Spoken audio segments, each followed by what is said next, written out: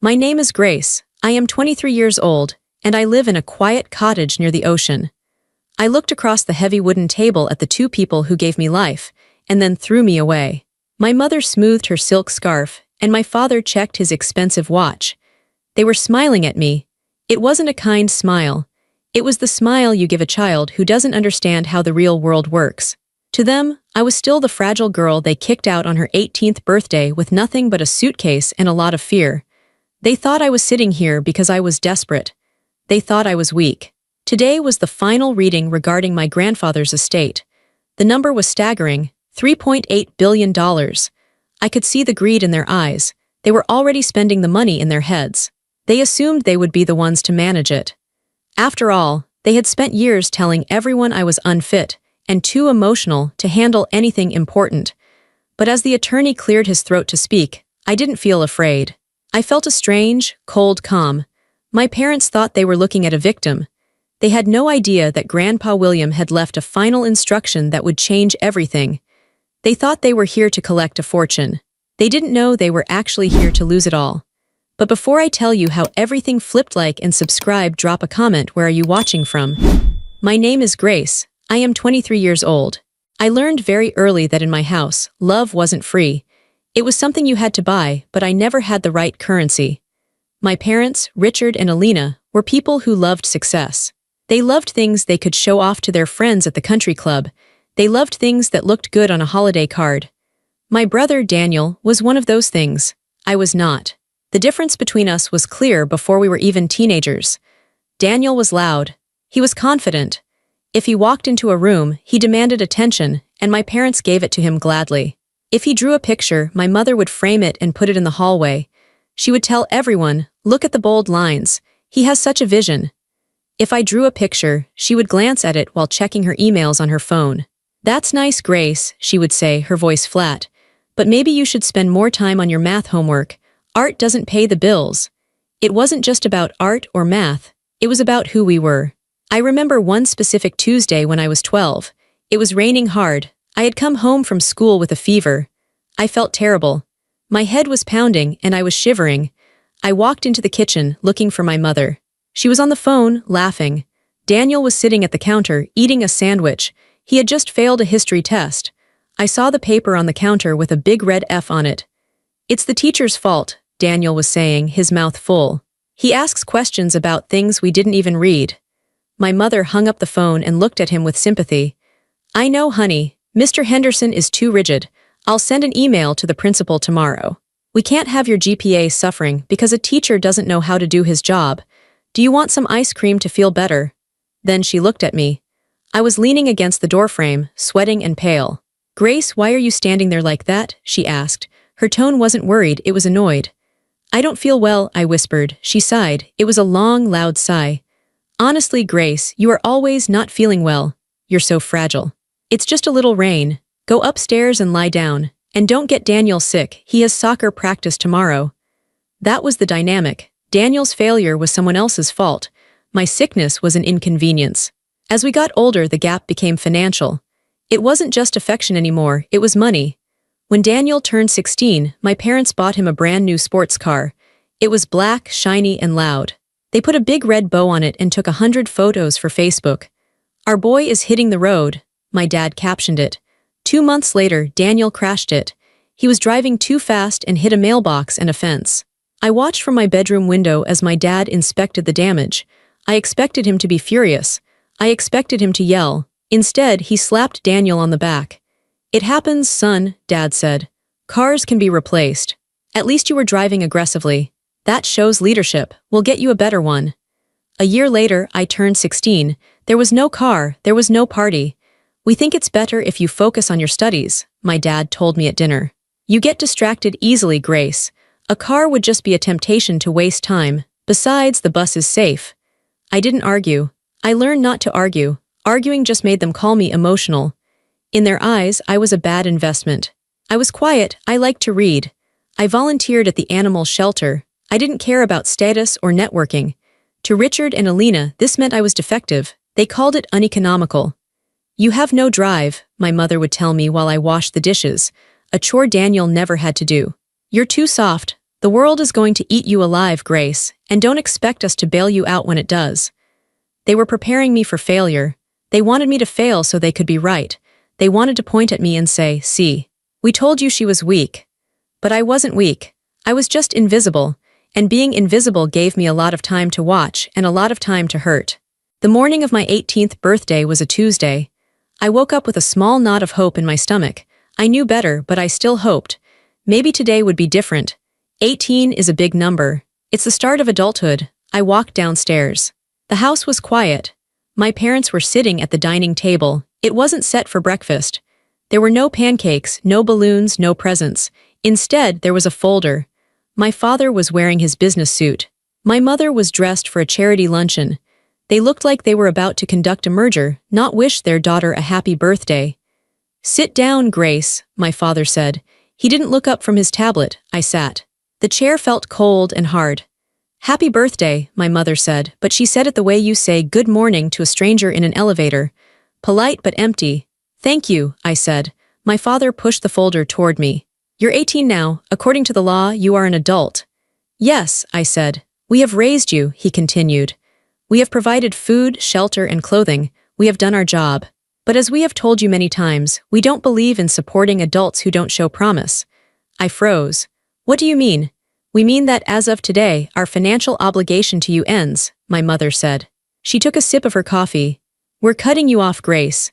I looked from one to the other. I tried to laugh, thinking it was a joke.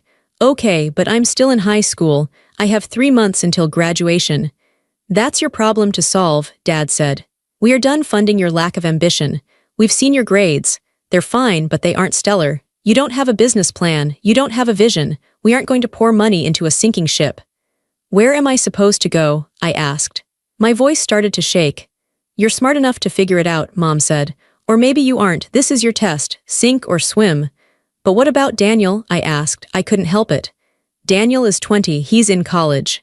You pay for his apartment. You pay for his tuition. You give him an allowance." My father slammed his hand on the table. The sound echoed in the big, empty room.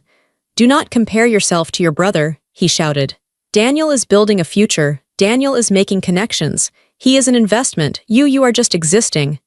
"We've packed a bag for you," my mother added calmly. She pointed to the hallway. There was one suitcase standing by the door.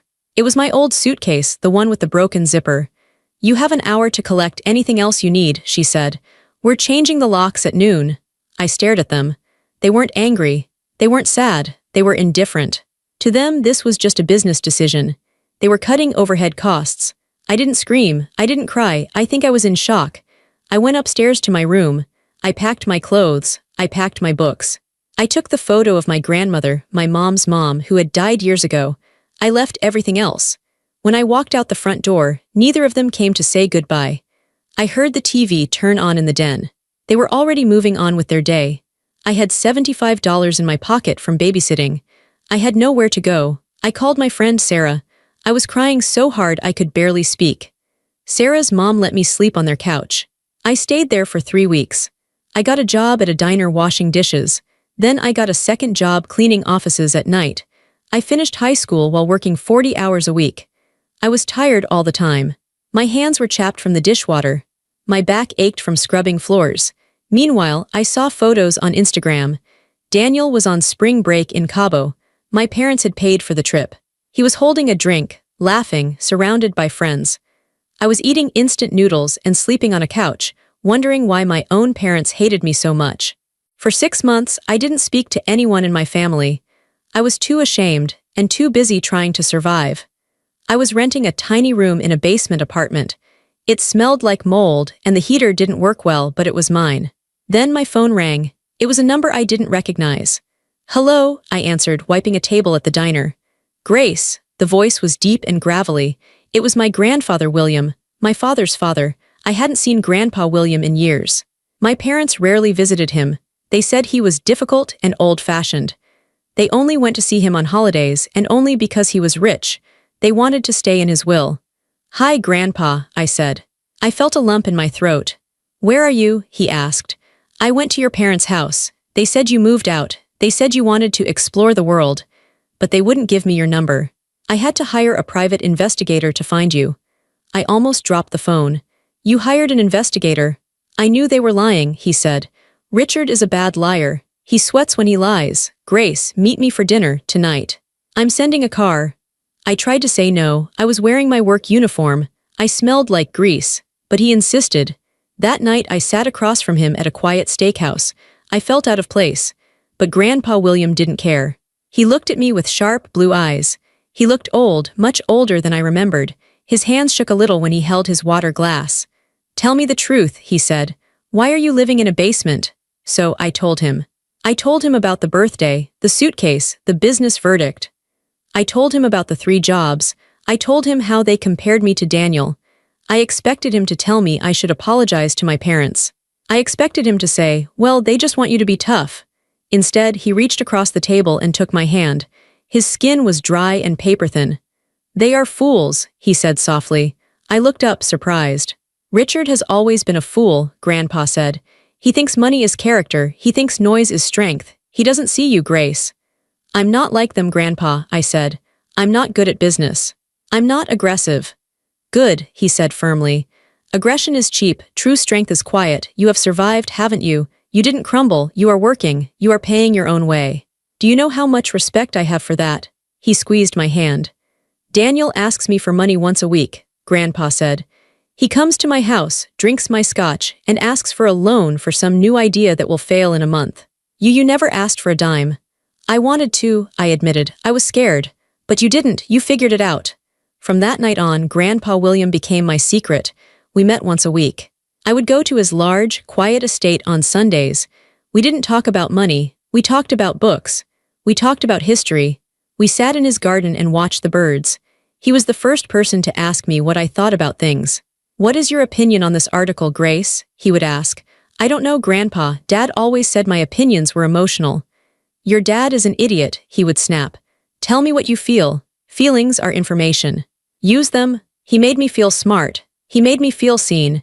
He saw my sensitivity not as a weakness, but as a superpower. You notice things, he told me once. You notice when I'm tired before I say it.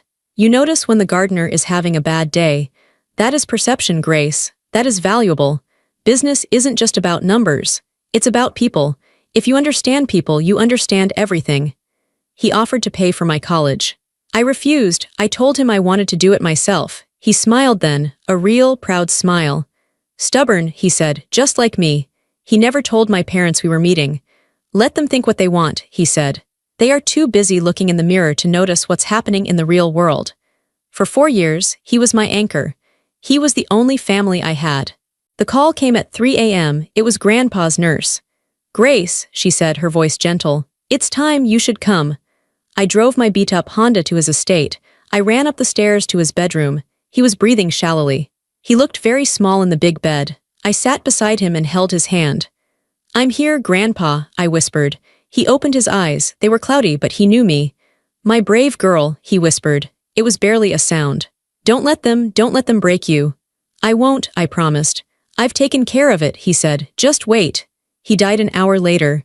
I was holding his hand when his heart stopped. I cried until I couldn't breathe. I felt like the roof had been ripped off my life. He was my safety. He was the only one who loved me. Then the door opened. My parents walked in. Daniel was with them. They were dressed perfectly. My mother had her hair done. My father was wearing a dark suit. They didn't look like people who had rushed over in the middle of the night. They looked like they were arriving for a photo op. Oh, Grace, my mother said. She walked over and tried to hug me. I stiffened. Her perfume was overwhelming. It smelled expensive and cold. We got the call, my father said. He looked at the body of his father. He didn't shed a tear. He looked relieved. Well, he had a long life. It was his time. Daniel was looking around the room. He was looking at the paintings on the walls. He was looking at the antique clock. He was calculating. Did he say anything? Daniel asked me. Before he passed. He said goodbye, I said coldly. Right, Daniel said. Sad day, very sad. The next few days were a blur of fake emotions. The funeral was a spectacle. My parents rented the biggest cathedral in the city. They invited senators, CEOs, and celebrities. They stood at the front, accepting condolences, dabbing at dry eyes with handkerchiefs. We are devastated, I heard my father tell a business partner. My father was my hero. I will do my best to honor his legacy. I stood in the back. I wore a simple black dress. No one spoke to me. My parents didn't introduce me to anyone. To the guests, I was probably just an assistant or a distant cousin. But then something shifted. After the funeral, my parents came up to me. "Grace, honey," my mother said. She put her hand on my arm. She had never touched me so gently in my life. "You must be tired. Why don't you come stay at the main house tonight? We have plenty of room. We can be a family again." I looked at her. I knew exactly what this was. They knew the will reading was tomorrow. They knew Grandpa was worth billions. They didn't know what was in the will, but they wanted to make sure I was close. They wanted to make sure I was managed. If Grandpa left me anything, even a small amount, they wanted to be the ones to control it. They were grooming me. They thought I was still the desperate 18-year-old they threw out. They thought a little bit of fake kindness would make me fall to my knees in gratitude. "I'm fine at my apartment," I said. "Nonsense," my father said, smiling a smile that didn't reach his eyes. "We insist. Family should be together at a time like this. Besides, we have the reading tomorrow. We can all go together in the limo." "We're going to be so rich," Daniel whispered to me, grinning. "I mean, we're going to have so much responsibility. You'll see, Grace. Mom and Dad will take care of you now. You won't have to work those dirty jobs anymore." He said it like he was doing me a favor. Like he was offering a stray dog a bone. I looked at them, the three of them, a united front of greed. "Okay," I lied. "I'll come for dinner." I wanted to see it. I wanted to see their faces when they thought they had won. And I wanted to be there when they lost. The attorney's office smelled like old paper and expensive leather. It was a large room in a high-rise building downtown, overlooking the city. My parents, Richard and Alina, sat on one side of the massive mahogany table. Daniel sat next to them. They looked like a team, a hungry, united team. I sat on the other side, alone. Mr. Sterling, Grandpa's personal attorney for 40 years, sat at the head of the table. He was a serious man with gray hair and wire-rimmed glasses. He didn't smile when we walked in. He just nodded at me. "Let's begin," Mr. Sterling said. He opened a thick leather binder. My mother adjusted her pearls. She leaned forward. "We know this is a formality, Mr. Sterling. We know Father intended for Richard to manage the assets. We are ready to sign whatever is necessary to expedite the process." Mr. Sterling looked at her over his glasses. "Mrs. Holloway, please let me read the document." My father tapped his fingers on the table. "Get on with it then." Mr. Sterling began to read. He went through the standard legal words, being of sound mind and body, revoking all prior wills. Then he got to the assets. "The total value of the estate," Mr. Sterling said, pausing to look at a paper, "including real estate, stocks, bonds, and liquid cash, is valued at approximately $3.8 billion. The room went silent. My father's eyes widened. Daniel actually licked his lips. My mother let out a small, breathless sound. It was more money than even they had expected. They were already rich, but this was empire money. This was change-the-world money. "To my son, Richard," Mr. Sterling read. My father straightened his tie. He looked at me with a smug grin. It was a look that said, "See, I told you." "I leave my collection of vintage golf clubs," Mr. Sterling finished. My father froze. "Excuse me, to my daughter-in-law Alina," Mr. Sterling continued, ignoring him. "I leave the antique vase in the foyer which she always admired." My mother blinked. "A vase? To my grandson Daniel," Mr. Sterling read. Daniel sat up straight. "I leave nothing."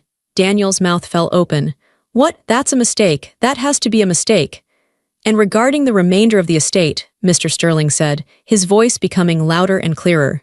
"The entire sum of $3.8 billion, along with all properties, holdings, and intellectual rights, I leave to my granddaughter, Grace Holloway." The silence that followed was heavy.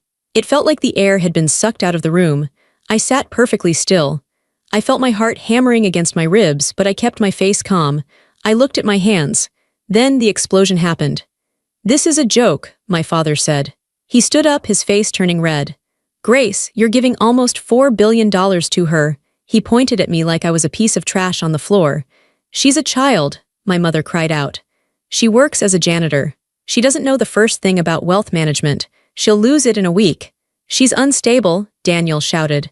Grandpa was senile. He didn't know what he was doing. My father took a deep breath and composed himself. He turned to me. He put on his business face. "Grace," he said, his voice sickly sweet. "Grace, listen to me. Obviously, Grandpa wasn't thinking clearly at the end, but this is fine. We can fix this. He walked around the table and stood behind my chair. He put his hands on my shoulders. His grip was tight, too tight. You are clearly overwhelmed, he said. You can't handle this kind of pressure, sweetheart. It's dangerous. People will try to use you, but don't worry. Mommy and I will step in. We will manage the trust for you. We'll give you a very generous allowance. You can quit your little jobs. You can travel. We'll take the burden off your shoulders. My mother nodded eagerly. Yes, Grace, we'll handle the heavy lifting. You just sign the power of attorney over to your father. It's for your own good. They were doing it again. They were treating me like I was stupid. They thought I would be so grateful for their attention that I would hand over $4 billion just to make them smile. I looked at Mr. Sterling. He was watching me. He was waiting. I don't want you to manage it, I said. My voice was quiet, but it didn't shake. Excuse me, my father said. His smile faltered. I don't want your help, I said, louder this time. I don't need an allowance, it's my money. Grandpa left it to me. You ungrateful little brat, my mother hissed. The mask dropped instantly. We are your parents, you owe us. I owe you nothing, I said. You cut me off, remember. A business verdict. My father's face turned purple. You will sign that paper, Grace, or so help me God, I will bury you in court. I will have you declared mentally incompetent. I will take every cent. Mr. Sterling cleared his throat. The sound was like a gavel striking wood. Mr. Holloway, please sit down, the attorney said. His voice was cold steel. I am talking to my daughter, my father snapped. You are threatening the sole beneficiary, Mr. Sterling said. And you are doing it prematurely. I have not finished reading the will. My father paused. What else is there? Turn the page, Mr. Sterling said to himself, though he knew the words by heart. He looked directly at my parents. William Holloway anticipated this reaction, Mr. Sterling said. He knew you well, Richard. He knew you would try to bully Grace. He knew you would try to take control. So he added a specific set of clauses. They are ironclad. Mr. Sterling began to read again. Clause 4. Independence of the beneficiary. Under no circumstances is the estate to be placed under the management, oversight, or trusteeship of Richard Holloway, Alina Holloway, or Daniel Holloway. Grace is to have full autonomous control immediately. My parents looked like they had been slapped. Clause 5. The interference penalty, Mr. Sterling read. He looked up to make sure they were listening. If Richard, Alina, or Daniel attempt to contest this will, if they attempt to file for guardianship of Grace, or if they attempt to coerce her into signing over assets, they are to be immediately and permanently disinherited from any family trusts previously established. Furthermore, Grace is instructed to dissolve the family charitable foundation, which Richard uses for his public image, and redirect all funds to animal shelters. My father sat down heavily. He looked like he was having a heart attack. The foundation was his pride and joy. It was how he got into all the fancy parties. He can't do that, my father whispered. He can, and he did, Mr. Sterling said. But there is one more thing, a personal letter. He wanted me to read it to you. Mr. Sterling pulled out a single sheet of paper. It was handwritten.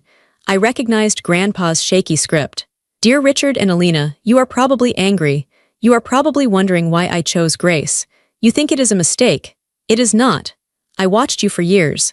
I watched you ignore the only child you had who possessed a kind heart. I watched you throw her away because she didn't fit your image. You value money more than blood. You value status more than love. I chose Grace not because she is my granddaughter, but because she is a good person. She struggled and you let her. She starved and you ate well. She needed you and you turned your backs. You think she is weak because she is quiet. You are wrong. She is the strongest of you all. She survived your neglect without becoming bitter. That is a miracle. The money is hers. If you want anything from her, you will have to learn to ask. And for the first time in your lives, you will have to accept that she has the power to say no. William. The room was silent for a long time. Daniel was the first to speak. He looked at me, his eyes wide and terrified. Grace, he said. Grace, look, I know I was a jerk sometimes, but we're siblings. You wouldn't really cut me out, right? I have loans. I have the car payments. You'll help me, right? I looked at him. I remembered him laughing while I washed dishes. I remembered him crashing his car and getting a new one while I took the bus. I don't know, Daniel, I said calmly. I'll have to think about it. It might not be a good investment. He flinched. It was the exact phrase our father had used on me 1,000 times. My father stood up. He didn't look at me. He looked at Mr. Sterling. We'll see you in court. I wouldn't recommend it, Mr. Sterling said dryly. They stormed out. My mother was crying not tears of sadness but tears of rage. Daniel followed them like a lost puppy. I stayed in the chair. Mr. Sterling closed the binder. He smiled at me, a genuine, warm smile. He was very proud of you, Grace, he said. Now, shall we get to work? They didn't listen to the warning. Their greed was too strong. 2 weeks later, I was served with a lawsuit. My parents filed a petition claiming I was mentally unfit to manage the estate. They claimed I had undue influence over Grandpa in his final days. They claimed I had manipulated a senile old man. It was a lie, a nasty, public lie. The trial became a spectacle. My parents hired a team of aggressive lawyers. They gave interviews to the press. We are just concerned for our daughter, my mother told a reporter, wiping away a fake tear. She has a history of emotional instability. This kind of money is a burden.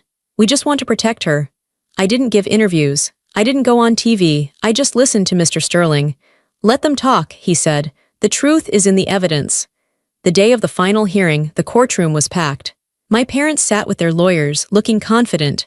They thought they were going to win because they always won. They were rich, powerful people. I was just Grace. Their lawyer stood up. He was a loud man who liked to pace around. Your Honor, he said. Grace Holloway is a fragile young woman. She has worked menial jobs for years. She has no education in finance. She was estranged from the family. Suddenly, she appears at the grandfather's deathbed and walks away with billions. It is clear manipulation. He called my mother to the stand. She cried. She told the judge I was troubled and confused. Then, it was Mr. Sterling's turn. He didn't pace, he stood still. Your Honor, he said.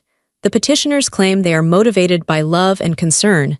I would like to submit evidence A. He projected an email onto the screen in the courtroom. It was from my father to his financial advisor, dated 3 years ago. Subject, the girl, body. Don't worry about Grace. We cut her off. She's sinking. She'll be begging to come back in a year and then we can control her terms. Focus on Daniel's trust. My father's face went pale. The courtroom murmured. And evidence B, Mr. Sterling said. It was a log of visitors to Grandpa's estate. In the last 4 years of William Holloway's life, Mr. Sterling said, Grace Holloway visited him 208 times. She spent every Sunday with him. She took him to doctor appointments. She read to him. He turned to the jury. Richard and Alina Holloway visited him 12 times, mostly on holidays, and usually for less than an hour. Mr. Sterling looked at my parents. This is not a case of a granddaughter manipulating an old man, he said. This is a case of a granddaughter being the only one who actually loved him. And now the people who ignored him want to steal what he gave her. The judge was a stern woman with sharp eyes. She looked at the evidence. Then she looked at my parents. Her expression was one of pure disgust. Mr. and Mrs. Holloway, the judge said, this petition is baseless. It is clear to this court that your father was of sound mind. His instructions are explicit. He anticipated exactly what you are doing today. She leaned forward. Not only am I dismissing this case, she said, but I am upholding the interference penalty clause in the will. By filing this frivolous lawsuit, you have triggered your own disinheritance from the family trusts. You have effectively sued yourselves out of your own safety net. My mother gasped. My father looked like he had been punched in the stomach. The estate belongs to Grace Holloway, the judge ruled.